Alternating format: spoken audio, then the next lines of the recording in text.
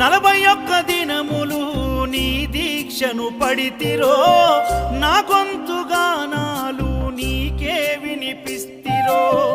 అన్ని వదిలి నేను నీ పూజను చేస్తిరో, నన్ను నేను మరచి నీ సేవలో ఉంటిరో.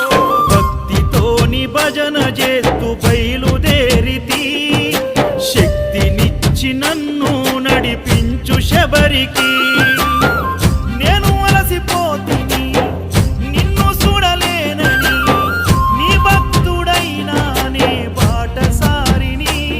క్షణముండలేను తండ్రి నేను తల్లడిల్లిపోతి, ఈ పాదయాత్రలో నీ దరి కాననైతిని.